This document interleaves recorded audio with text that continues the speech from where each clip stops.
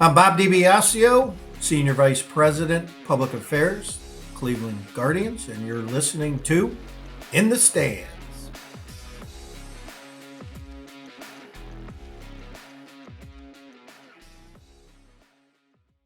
So today we have a bit of I call him a legend, especially in the Cleveland market for baseball. He's in his 45th season with the Guardians, 45th season and 46th overall in Major League Baseball. Bob DiBiasio, how you doing today? David, I'm doing great. Thanks for having me. I Appreciate the appreciate you invite. coming on. Yeah. So let's kind of start off from the top. Senior Vice President of Public Affairs. What is your role with the team? Well, I would say the senior part, David, is all about being old.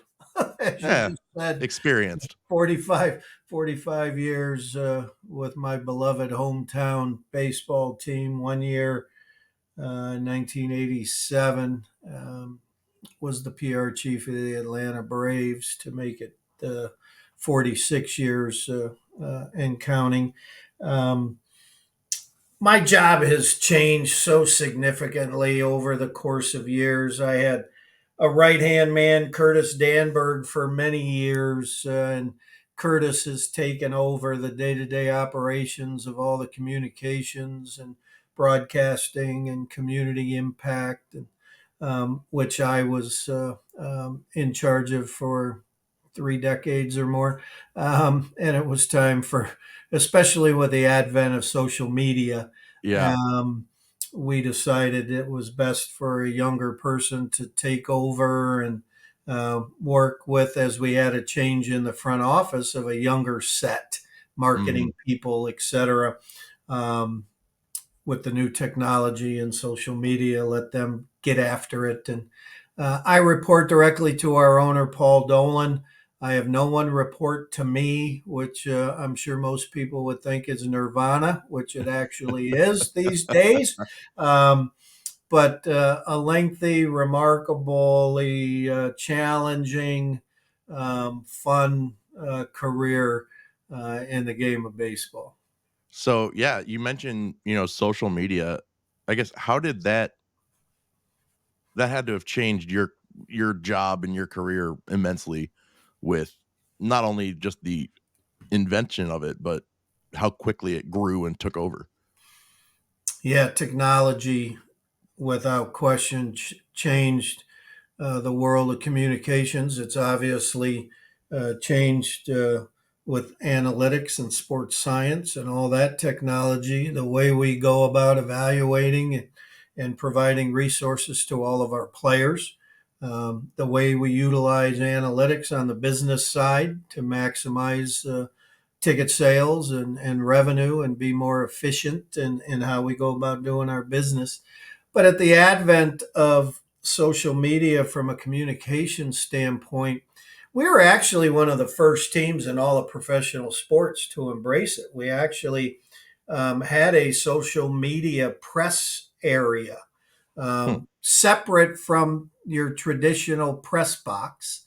Um, but there were influencers out there, and we felt it was important to bring them into our world because there was a lot of inaccuracies, to be honest with you, at the outset. Very opinionated opinions that are fine. Everybody, should have their own opinion on how you're going about things, except when they're based in inaccuracies. And Yeah. so we decided it was most important to reach out and just say, hey, you know, come and see who we are, how we operate. So when you make blanket statements about there's too long of a line at a certain concession stand, and so your experience was horrible at Progressive Field, or why don't you come down and take a peek and Yeah. and we'll walk you through these things. So we embraced social media and the influencers, and at first it was funny. We had them out in the bleachers. We took a very special area of the bleachers and sat them out there, and then during rain delays and such, it didn't really quite sit because the number of them had their laptops and they would Yep. be tweeting constantly throughout a game. So we we ended up utilizing a suite for them, and then that just went away as we walked through that process for a couple years. Um, and then that just went away when everybody, traditional media, et cetera, and radio stations, have people working on their websites Yeah. of social media wise. So um, it was interesting. We actually, there was a young lady um, who worked for the Phoenix Suns, who was the first to engage a major athlete in social media. And she got Shaq Hmm. to participate when he was a member of the Phoenix Yeah. Suns. And all of a sudden, Shaq becomes million plus followers, Oh one of yeah. the first athletes to ever, reach those levels and participate. And with his um, incredibly his ability to be so humorous um, and wanting to participate in social media. Once every athlete saw what Shaq did, everybody wanted to be a part of it, and it just ballooned from there. I think it's phenomenal. I think you have a way to reach fans. Um, have players tell their own personal stories, Yeah. being able to communicate in real time has really been a wonderful change in our business. Obviously, you take the good with the bad Yep. in social media, but you know, uh, for us, we worked at the beginning of my life, starting in 1979. We worked as editors of sorts and producers for other media. We were the Hmm. ones who helped create story ideas, provide content for story ideas for TV stations, radio stations, and writers, artwork for newspapers. And now we do it for ourselves. Um, and in light of the way the media is today, we reach more people by doing it ourselves through our platforms Yep. than we ever did with assisting newspapers and television stations. So creating compelling content um, is a challenging, especially in baseball when you play every day. Yeah. Um, it's it's very influential and challenging, but also really fun because you have many ways to be creative. Just like a couple of years ago when our social media people decided mustard wasn't going to win any hot dog race the whole year, and the craziness that was created Yeah. social media wise with that. As the older guy just sat in the back of the room saying, "What are they talking about?" And it ended up being phenomenal. Yeah. And shoot, that's still a thing with Andre and everybody on the broadcasts. Yeah, exactly. Um, so when you started with the Guardians in '79, what was your role back then? Yeah, People think yeah, PR director now and everything like is yeah. obviously it's a totally different animal with Yeah. social media and everything you have to deal with nowadays. What was it like back then when, the only way that people are really hearing from the team, like you said, is newspapers and TV, radio? Yeah, 22 of us, I believe, were the entire front office in 1979 Wow. in the PR department. There were two of us and an administrative assistant, so three of us. The PR man was Harry Jones. Harry Jones was a legend, an absolute legend. In the game of baseball. He was the beat writer for the Cleveland Plain Dealer during the heydays in the late 50s, and also covered him during the 60s. And then into the 70s, he was the TV guy on Fox 8 with Mudcat Grant. Mhm. Late in his life, he became the PR man. And as I studied on how I wanted to get into this business, I studied how the PR people of the NFL, NBA, Major League Baseball, and 99% of them were older guys who had been beat writers. This was prior to sports management school or any of those Yeah. sorts of things, because the world of PR and pro sports was really um, the late 50s. In the 50s is when it came about. And prior to that, ad agencies handled PR for baseball teams and other sports teams, and then they hired people to do it on the inside. So when I started there, I was assistant PR director, and I came out of Ohio State. Um, Getting my master's in journalism. I had my undergrad at Ohio Wesleyan University, a journalism degree, and a teaching certificate in English, and um, grew up the son of a coach with two older brothers. So sports was very much involved. My Our father was very much involved in education, a teacher and a coach for almost 50 years in the Lakewood schools, suburb west of Cleveland.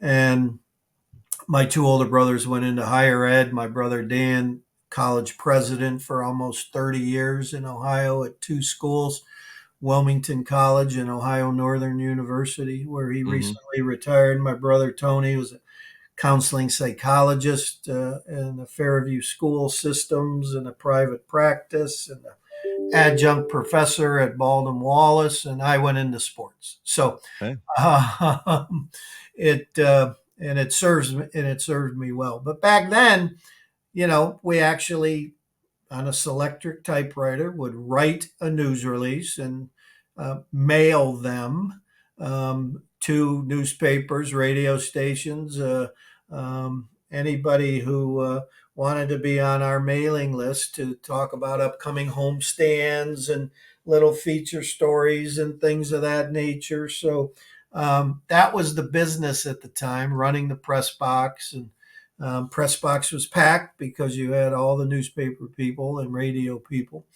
TV station reporters were in a different area back then, as newspapers ruled the world Hmm. in the beginning of my career. And then, obviously, as you roll into the 80s, 90s, and social media that we just talked about, changed the whole focus of how we go about our business.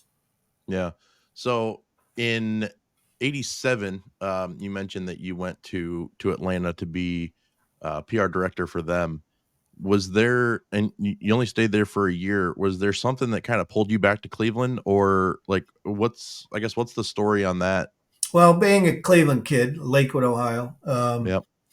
having the dream to be the PR man of, again, my beloved hometown baseball team, which was a dream of mine from the days I was at Ohio Wesleyan. Um, I got fired in June of 1986 when our owner passed away, which was not Hmm. uncommon in sports, that if the owner of the team passes away, there's a chance general managers, Yep. um, vice presidents of marketing, public relations get let go because the new owner wants their own group of people. Well, Yeah. Mr. O'Neill, Steve O'Neill, was our owner at the time, and when he passed away, uh, his two sons wanted nothing to do with owning a Major League Baseball team. And so they brought in a consultant to run the team while they looked for an owner. And the consultant fired about four or five of us Hmm.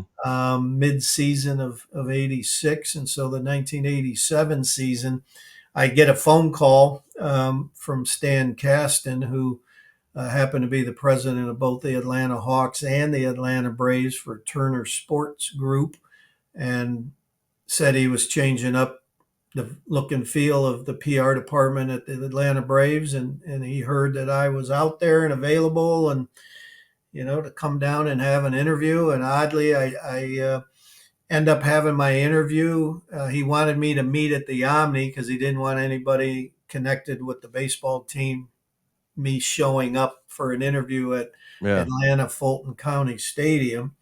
And so I'm at the Omni and go to the reception area and ask for, tell them I'm here to have a meeting with Stan. They said, "Oh, there's practice going on. Go on out." Stan's out there watching practice. So I go walking out. Stan's at half court with Mike Fratello, who happens to be the head coach of the Hawks. And he waves me over, and our interview is conducted me and Stan and Mike Fratello is part of the interview as he's running practice, screaming at ML Carr, who's 10 times his size. Yeah. I'll never forget it. And at the end, you know, Fratello looked at Caston and said, "You better hire this guy. We need more Italians down here in Atlanta." And I ended up getting the job, and it was wonderful. Ted Turner was the owner. Bobby Cox was the general manager. Chuck Tanner was the skipper. Dale Murphy was the star. Opened a whole new life for the National League because back then it was American League versus the Yeah. National League. We didn't like each other, and Yeah. now all of a sudden I'm working for the enemy in the National League, and a wonderful experience. Again, working for a guy so unique like Ted Turner and somebody so well respected in the game of baseball like Bobby Cox and Chuck Tanner was just one of the greats of all time in our game. So it was an incredible learning experience for me. But then Dick Jacobs bought the Cleveland Indians and brought in Hank Peters to become our president. Hank Peters had been the president of the Baltimore Orioles and general manager, and they had an ownership change. And so he was let go, and he comes to Cleveland. And I had known Hank from Cleveland Baltimore relationship, obviously, in our game when you travel and sit and talk in the press dining with visiting, with the general managers as a visiting guy.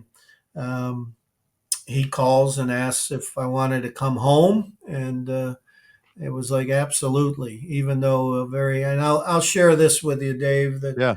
um, so Hank Peters calls Bobby Cox to ask about, is it okay if he calls me because there's a tampering issue Hmm. um, for front office employees as well as uniform uh, employees. And so Bobby Cox walks down the office. He goes, "Why is Hank Peters calling me about you? You're not happy here?" And I said, "No, sir. I'm extremely happy here. Um, it might be because he's obviously now the president of the Indians and wants to know if I want to come back or." And he goes, "Well, what's your thoughts on that?" I said, "Well, it is home, and my wife and I had our first child." And I had the trifecta when I got fired. We had just bought a house. Um, my wife was pregnant, and we got fired. So the Yep. the trifecta. That's always how it works, right? Yeah, yeah, and so we moved down to Atlanta and rented an apartment. And Bobby asked me a question, and here's how I answered. He says, "What will it take to keep you?" And I told him, I will never, ever have that question asked of me again, probably the rest of my career. And the only time it is asked, the answer is nothing because home is home. Yep. I said, I want my daughter to grow up with both sets of grandparents. I want my daughter to grow up with cousins. And I would like to go back to my hometown team. I didn't like the way I was let go from my dream job. Yeah. And it has nothing to do with how, I am treated here because I was treated royally and just loved every second of dealing because that team we lost 90 some games that year in 87 with Atlanta, but it had Ted Simmons, Greg Nettles, Dale Murphy was the star, Ken Griffey Sr. Yep. It had some of the greats of the game. They had a very veteran laden ball club, which was such a remarkably fun experience. traveling with that group, but it wasn't home. So Yeah. I come back and work with Hank, and he names me a vice president. And since then, the senior vice president title, again, I think more because of age than anything else. But um, my time in Atlanta was pretty cool. That's awesome. So you came back and, you know, came back in '88. So less than a decade later, um, you were around, and I'm curious to hear what your responsibilities were and what your inputs were on transitioning from Municipal Stadium to Jacobs Field, now Progressive Right. Field. And, what was that like being part of a front office for a team that is developing and building, in my opinion, one of the better ballparks. And I mean, I'm a little biased, but um, I've been to a lot of stadiums and a lot of arenas and ballparks, and there's just something about Progressive Field that just feels different. And so what was your role, and what was it like being a part of a front office that was going through that whole process? It was remarkable, energizing, challenging. It was, I think, the most significant moment in the franchise history when Mhm. the Gateway project passed, and it only passed 52-48. The referendum in May of 1989. Um, the Tampa Tribune and the Denver Post. We had no email back then. You Yeah. have to remember that. They put in phone lines and telecopier machines into my house.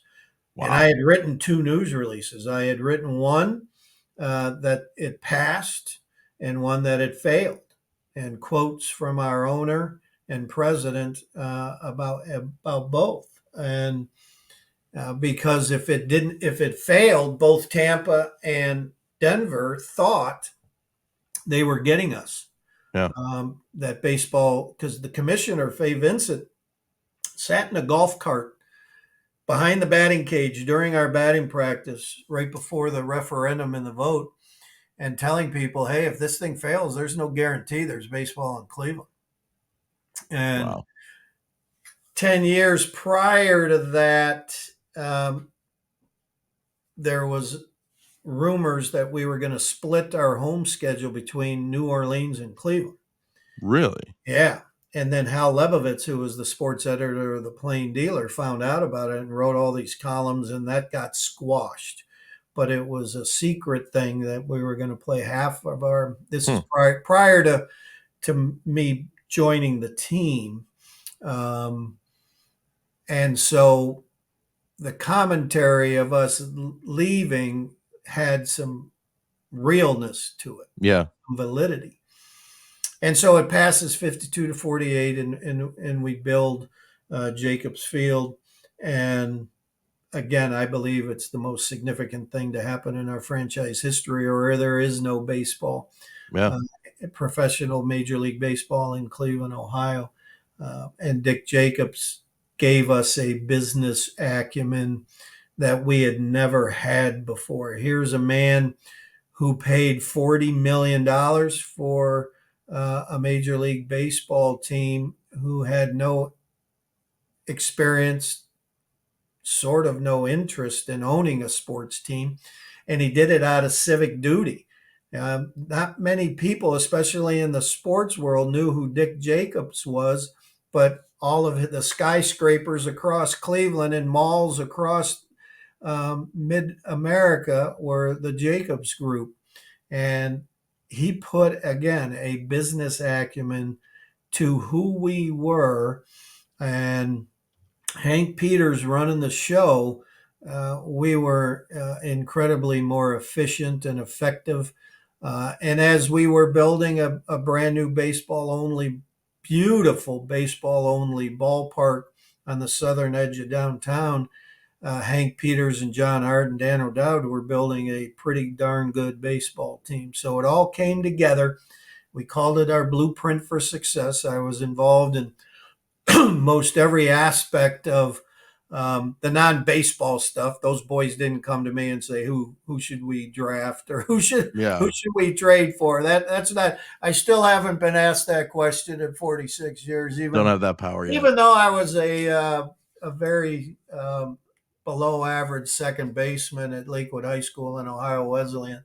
Um, they've never asked my opinion on the baseball side, but from the building of the ballpark, um, being involved in that from day one, Yeah. what it the look and feel, talking through the fan experience, talking through the media experience. Um, just pure joy and excitement. You couldn't wait to get up and get rolling on those conversations with the architects and the designers. And, um, it was a full team effort at our place. And to this day, Dave, I got to agree with you. I think our ballpark, Atlanta's on their third. Texas, who opened up with us, is on their third. Um, our ballpark, Progressive Field, continues to be one of the crown jewels in Yeah. Major League Baseball. It's had its changes over the years, but I mean, any place will, and it's And you need to.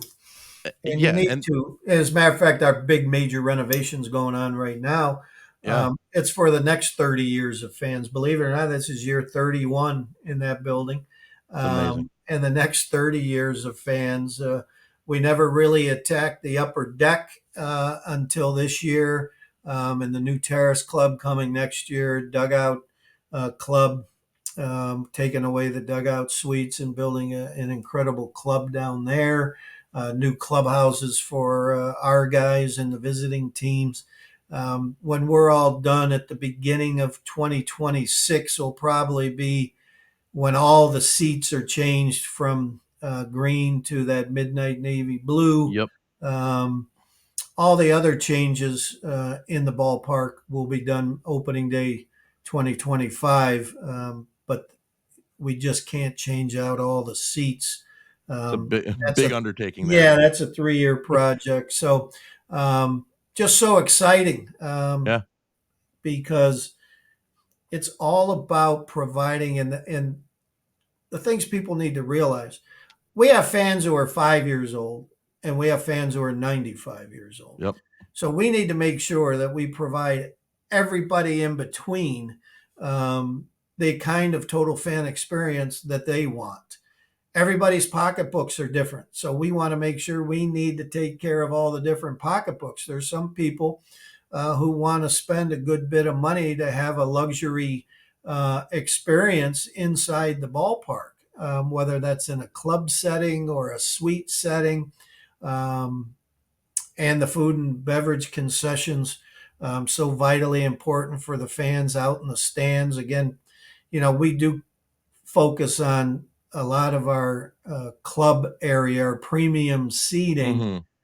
but that really, out of 35, 36,000 seats, it probably commands 6,000 seats. So the Yeah. majority of the ballpark is still out in the ballpark, hanging out, social gathering spots. Yep. Young people don't come to a sporting event like baseball that has 81 openings and sit in the seat and only deal with the person to their right and their left. They want to Yeah. hang with their friends.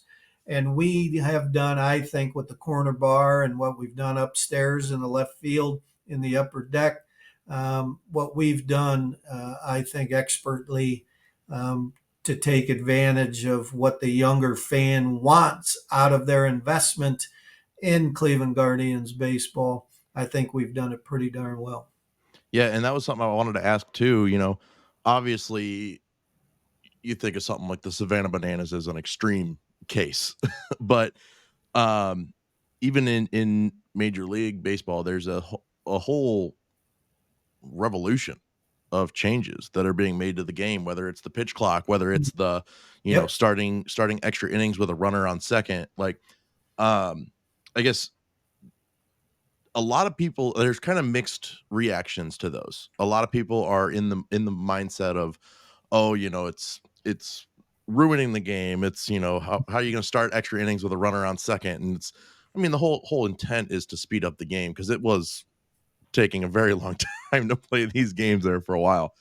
Um, like, what's your opinion on some of these ideas that are being implemented? And then, do you is there anything that you see moving forward that you could see happening to make the game more, entertaining per se for younger fans? As we open this, being in this business for more than 4 decades, I'm amazed. I'm overjoyed um, by the focus of the competition committee in Major League Baseball to look critically at who we were as an industry, as a product, which was incredibly boring for Mhm. many years. All it was walks, strikeouts, and home runs. The shift caused a lot of that, Yep. most of it. Um, and when there was a push by the competition committee in the game of baseball and the owners and the general managers coming together saying, we need to change. These games are lasting 3 hours and 30 minutes and there's no action. Yeah. It's just these athletes are too darn good not to show off their athleticism and the remarkable ability they have to play this game. We need to do something. So Theo Epstein, who we don't like because he was the president of baseball operations with not only the Red Sox when we were battling in the postseason, but Yeah. the hated Cubs Oh, for the for the World Series in it's one of the few '16. times I've cried over a sporting Yeah. event. Well, we've had a few 95, especially 97. I mean, Yeah. our last two appearances in the World Series for Cleveland fans ended up in extra innings, game 7 losses. What Mhm. fan bases had to deal with that? I mean, we still lose sleep over it. Gotta be Cleveland some way, huh? Oh God, yeah, we still lose sleep over it. But Theo joined the front office of the Major League Baseball and really took the lead role to work with all the general managers and an ownership group to say, here's what we need to fix this game. The pitch clock. And let me backtrack for 1 second. What baseball did, I think, was a necessary but very smart is they implemented all these programs in the minor leagues. Absolutely. So these young players, spent 2, 3 years, some of them 4, um, dealing with a pitch clock, dealing with no shift, dealing with the basic major changes in the game of baseball. And so when they came up to the big leagues, it was easier for a number of them. Now the very veteran, pitcher Mhm. and player had to learn, and some, were able to be acclimated to the changes immediately. Others struggled a little bit, which I think everybody realized. But the pace of play is so much more wonderful. From a business side, Dave, I have to tell you, we were curious as to would it affect revenue Yeah. generation because that's less beer sales, less food sales, less time to shop in the uh, team shops for merchandise. And what we found out over the last couple years is people get to the ballpark, at least here in Cleveland, a half hour early. Yeah. They don't mind spending 3+ hours at the ballpark if 240 is dealing with the game itself, but the previous half hour, Yeah. they can walk around, they can go to the team shop, they can grab something to eat.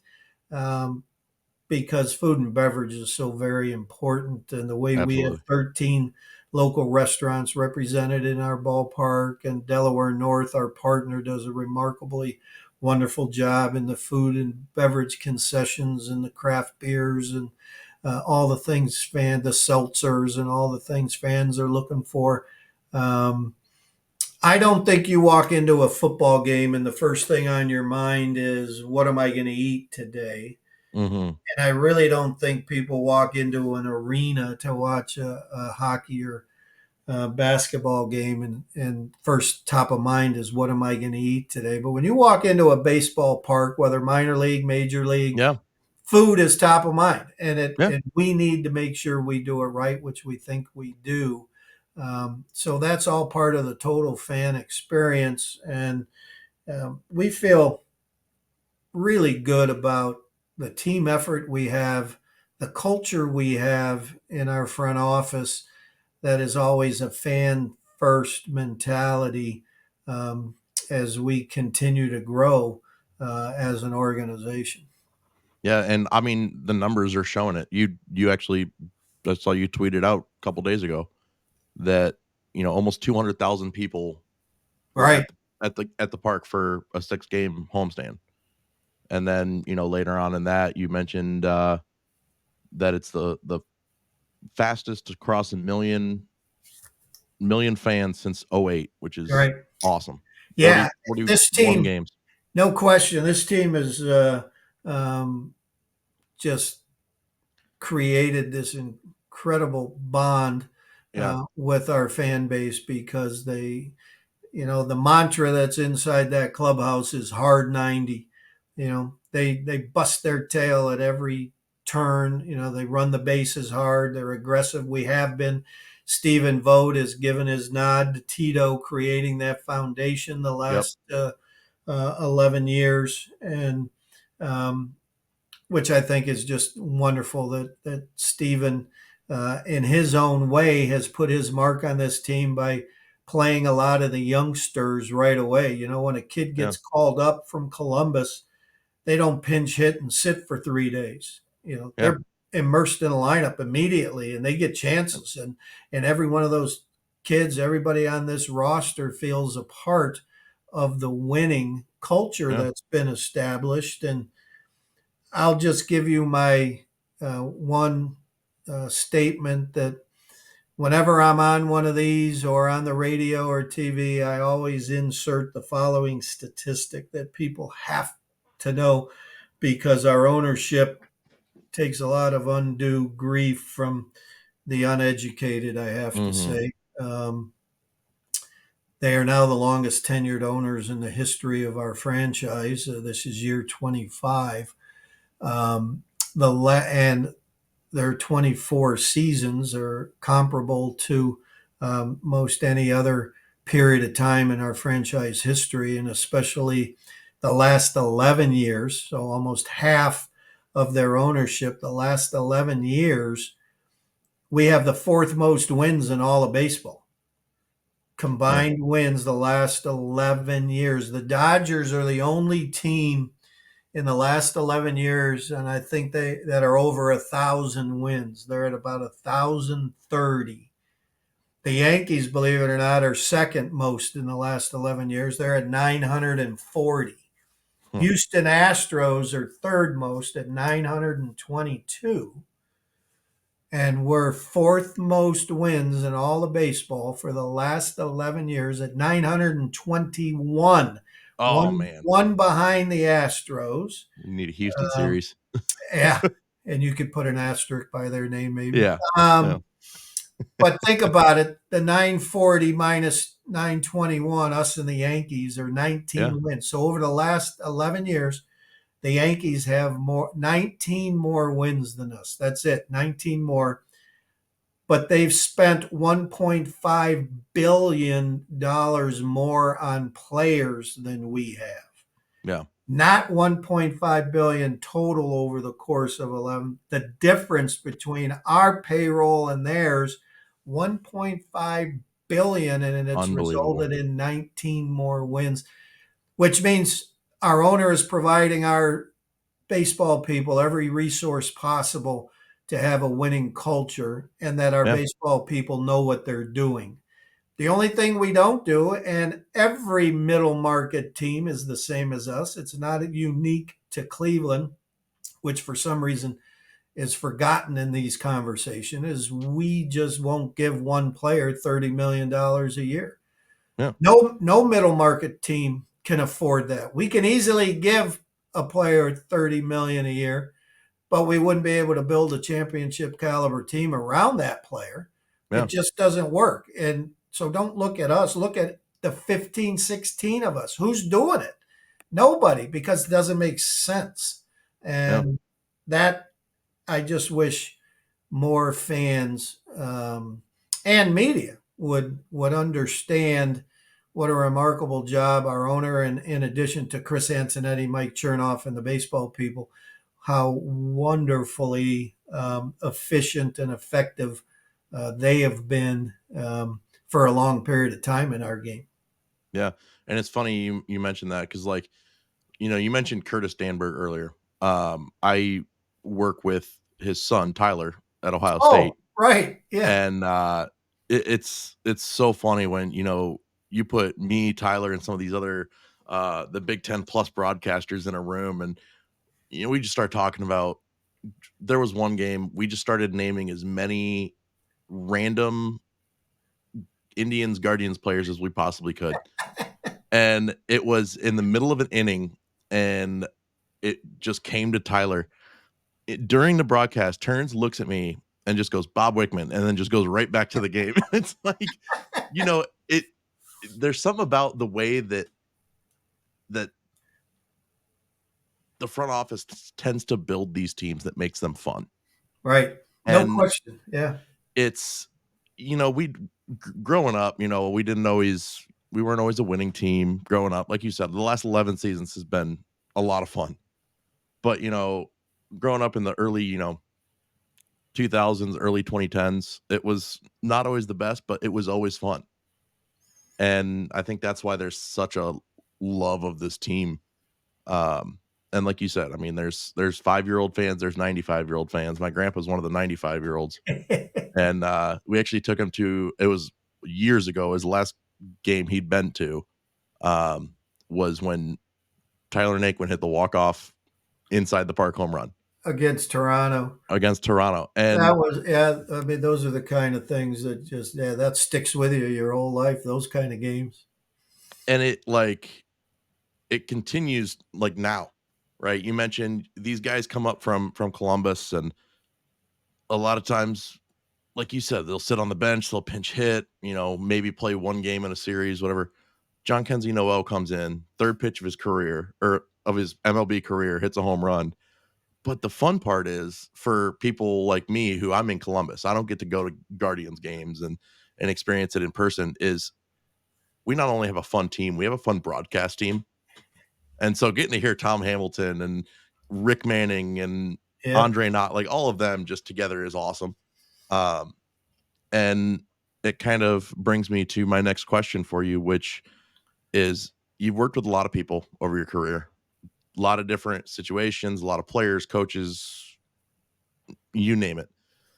What are some of your favorite memories from the years of working with this team and this club, and um, just things that stick out to you and that you remember? Well, first, let me mention both Hammy and Archie. Both are in year 35 broadcasting for us. Everybody knows Hammy's going to be in the Cooperstown in the Hall of Oh yeah, Fame, the Ford C. Frick Award winner soon, being one of the top broadcasters in the game of baseball.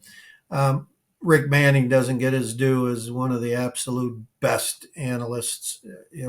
We've been blessed to have the radio and TV crews that we've had, and that I've had the honor of working alongside for 4 decades.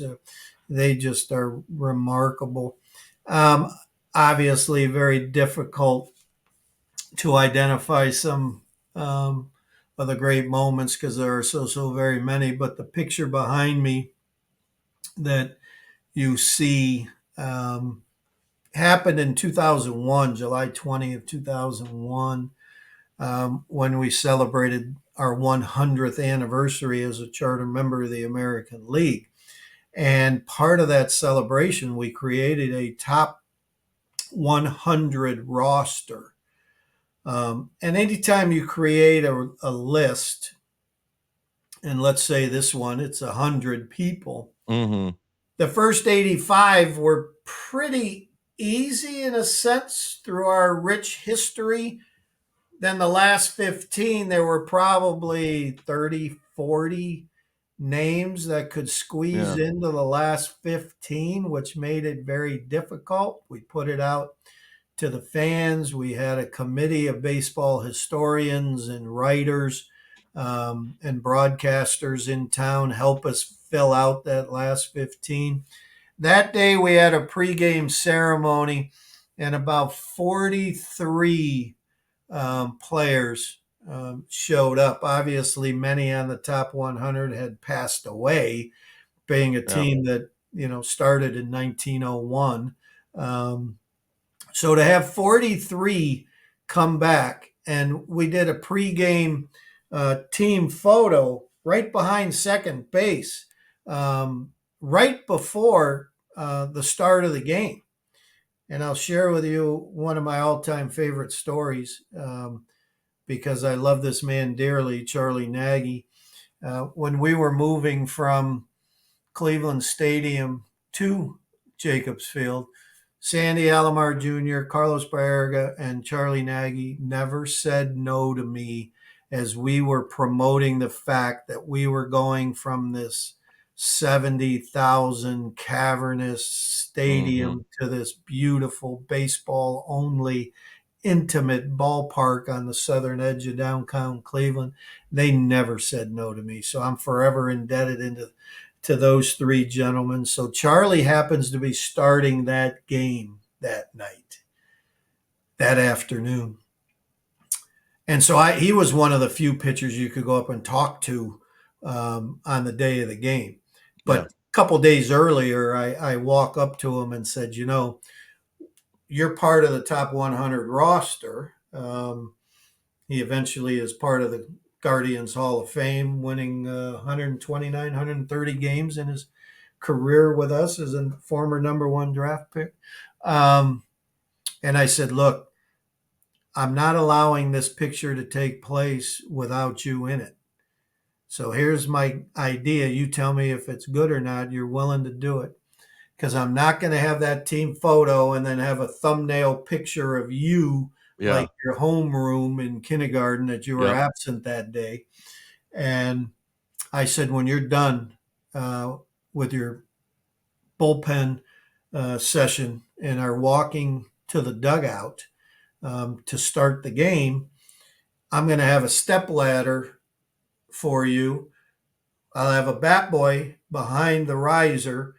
Take your warm up jacket, take it off, give him your glove. You step up on the step ladder, be right in the middle, center, top row. We'll take the picture, and then you can get back down and get back into your game face mode. And he goes, I thank you very much. Let's do that. So we get everybody in line, and now all of a sudden the chirping starts. Hey Bobby, when we getting this picture done? Isn't there a Yeah. game coming up in 10 minutes? All the for one thing, baseball people, they love the fact they have for their sports room in their homes a team photo, but actually taking the photo, they're like children. They want, Yep. okay, one picture, let's go, we're done, 3 seconds, we're on. It's like sit, wait, and you got to yell at them. So I'm telling them, hold on, we're almost there. And I said, well, you ought to know why I'm doing this. I said, Chuck Nagy is the starting pitcher today, and he's walking in from the bullpen, and he's part of the top 100, and he must be in this photo. So he's willing, and he'll be here in 30 seconds. He's just left the bullpen area. Yeah. And all the guys, especially the pitchers, were like, hey, that's pretty cool. Yeah. So Charlie gets there, and I said, all right, everybody, Charlie made it. They all turn around, start giving him grief for them having to sit around. And so we get the picture done, and all of a sudden, Louis Tiant, Sam McDowell, Bob Feller, Mel Harder, Gary Bell, Mudcat Grant, Lenny Barker, Rick Waits, you name it, all the pitchers in that um, in the team photo that we had start surrounding him, and they're patting him on the back saying, "Hey, Chuck, can't wait to see you do your thing today. Oh no. I hope you kick ass and blah blah blah." And so when all that was done, I walked Chuck towards the foul line to thank him for being willing to do it. And I'll swear here for a moment, and I That's fine. apologize. Um, he looks at me and he goes, "I better not shit the bed today." Nothing He like goes, having a little. he goes, "I got some pressure on me. I better do well. I better not shit the bed." I was He just saying pitched nothing like seven adding a innings. little pressure. Yeah, he pitched 7 innings, and it was just great. But to see the pitchers all go around one of our current pitchers and the connecting of the generations.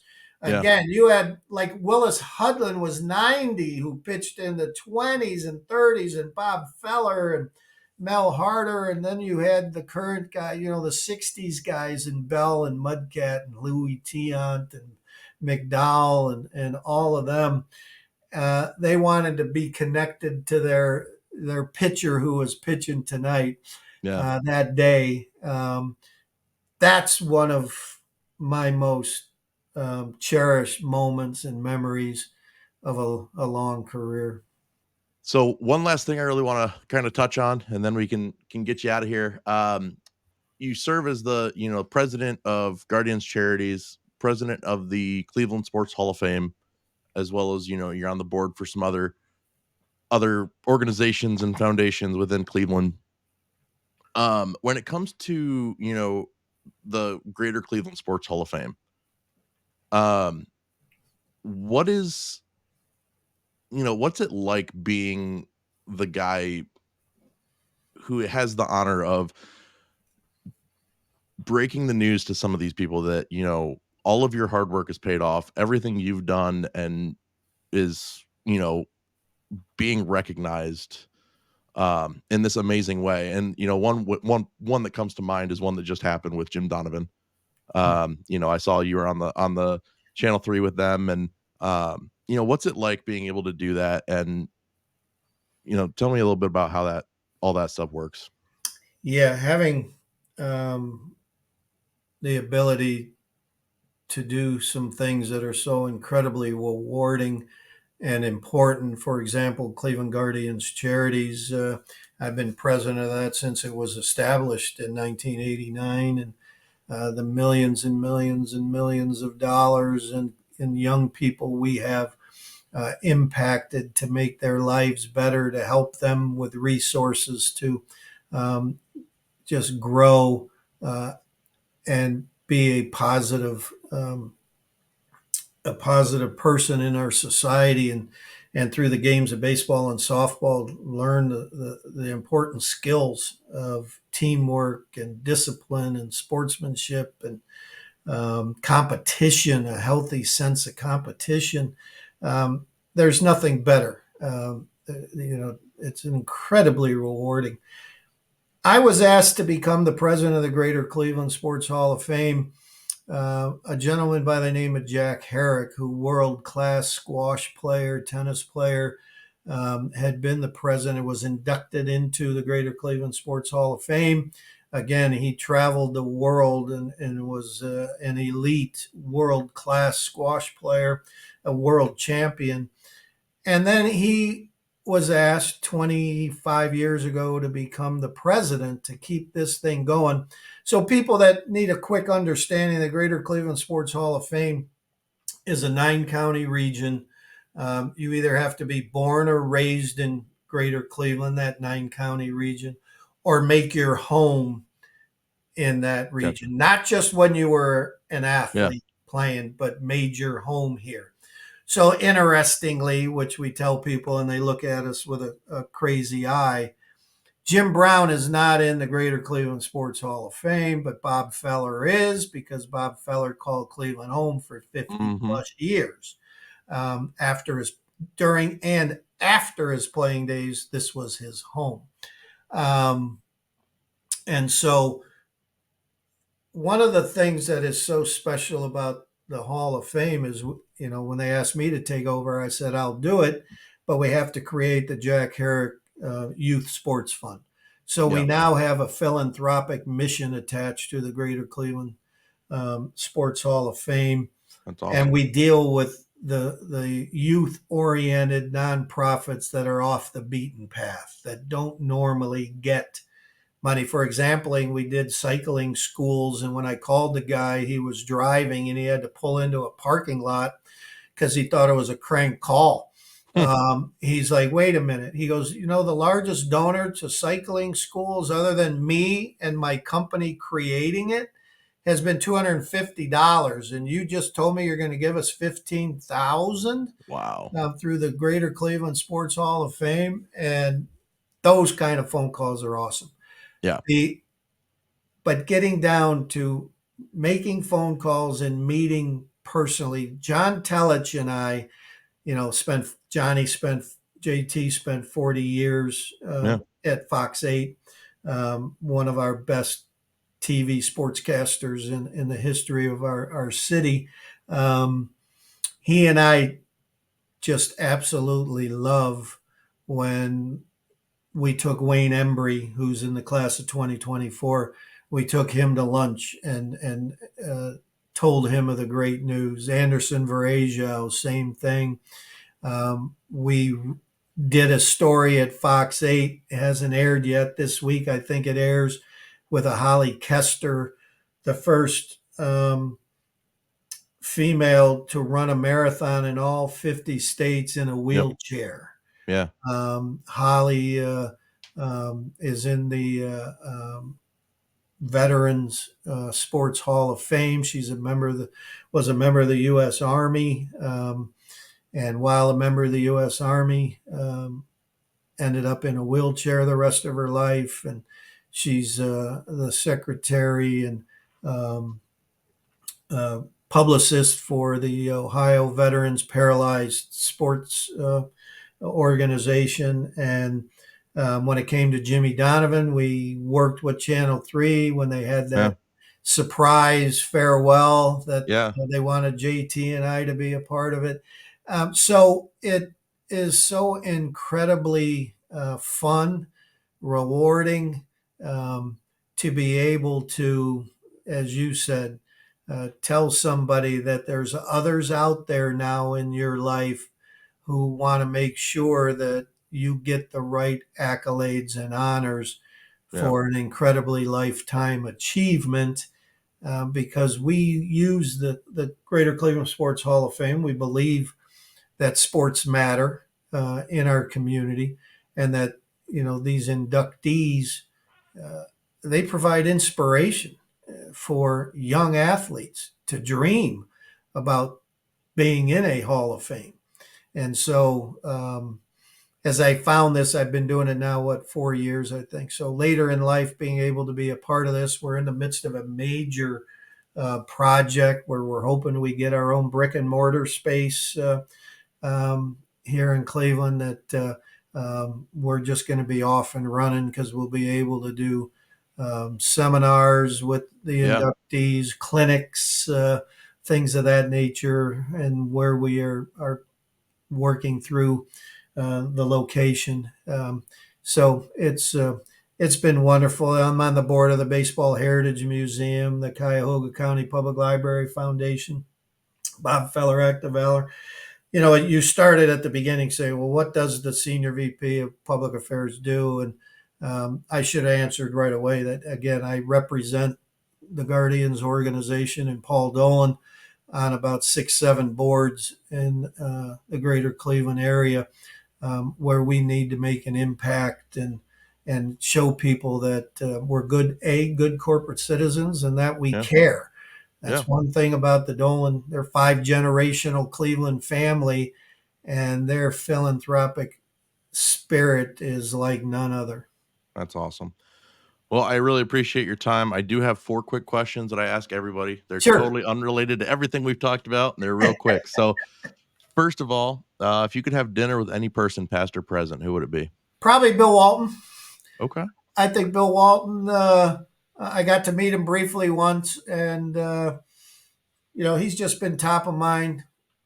When Yeah, I was in, I'll tell you a quick story. When I was in college at Ohio Wesleyan freshman year, I'm sitting in the fraternity house reading the newspaper, reading the sports section, and all of a sudden it's like, oh my goodness, Bill Walton's playing Lou Alcindor at the University of Dayton, and it's going to be the first time those two have ever stepped foot on a basketball court against one another. So I just started yelling out, who's got a car and who's going? And four of us got in the car, drove to the University of Dayton, got four seats in the rafters, and by halftime, we're sitting behind the Portland Trail Blazers bench, the four of us. We told our story to the old timer, that's awesome. the usher.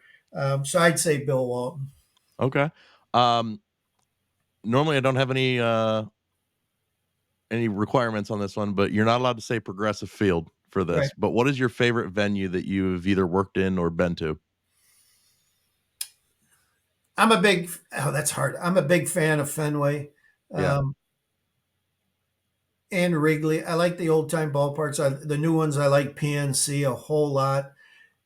For me, if you can get to a downtown location and walk to a baseball ballpark, there's nothing better. That's why I yeah, love our place, but I yeah. love Fenway. When we would stay at the Sheraton, you could walk to the ballpark and you walk through the music school there, It's and awesome. kids everywhere playing instruments, and just all of a sudden there's the historic Fenway, and Wrigley's the same way. And PNC, though, I love because you can walk over the bridge from a downtown hotel, and then the scene from their seat. Same architect as ours, HOK. Baltimore, same. But for me, it's not necessarily the facility itself; it's the whole atmosphere. So The history of it all. walking to a baseball only ballpark is Yeah. where I absolutely am in heaven. I know. I wish I never had the chance to go to the old Cleveland Stadium, but I Oh, wish I was a little bit older, could have gone to that. But yeah, it was ours. It yeah, wasn't that great, but it was ours. And exactly. when you had 70,000 people watching a I have baseball game, I have know, four I have four seats from that stadium actually in my spare bedroom. oh, good for you. So yeah. I like that. Yep. I They were all rusted and falling apart, so I Oh had yeah, to they redo them. probably have But 6 layers of different colors of paint on them too. yep. I Everything had to be redone. Um, what is I don't know if you even have time, but what TV show are you watching or do you like to watch? Oh, my wife and I have gone through probably all of them and doubled up on a number of them. We're watching Presumed Innocent right Okay. now. Um, we just got done redoing Breaking Bad and Better Call Great Saul shows. back to back. Great shows. But we're invested.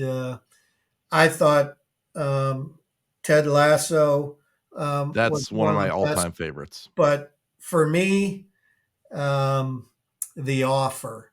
Don't know if you know it, Mm-mm. but The Offer about the making of The Godfather, Okay. and the producer who just passed away, all the things he had to deal with the studio, with the mafia, Yeah, with everybody. I thought it was one of the coolest 6, 7, 8 part series. Um, and we're watching Mayor of Kingstown, and we got a lot on our that's awesome. list. And then final question. This is you get to be a fan, not an employee here. Who's your favorite athlete of all time? Could be current, could be past. Mm. Just, who were you the biggest fan of? Well, other than Bill Walton, but in high school, I had a poster in the basketball locker room. I played 1 year at Ohio Wesleyan, and started at Lakewood High School. Calvin Murphy, he was 5'6" and on the cover of Sports Illustrated, and I'm 5'6" and a point guard, and so maybe but Rocky Colavito, I have to go Yeah, back to my roots. Generational hero, especially for us Italians in Cleveland, but for all people my age, I'm 69, and anybody in my age group and a little older, Rocky was everything Cleveland baseball. And to become a very dear friend of Rocky's, we talk probably once a month, if not more still.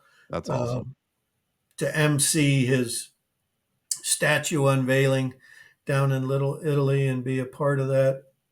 So, um, if I had to do one, from childhood, it's That's cool. Rocky. It's That's Rocky. really cool. Yeah. Well, I appreciate your time. Thanks, Um, Dave. if if there's anything that I don't know what it would look like, if there's anything I can do for you, let me know. But Certainly. in the meantime, go Guardians, and hope the season continues successfully for you guys. Thank you. Yeah, this has been a heck of a run, and don't see it changing the way these guys get after it.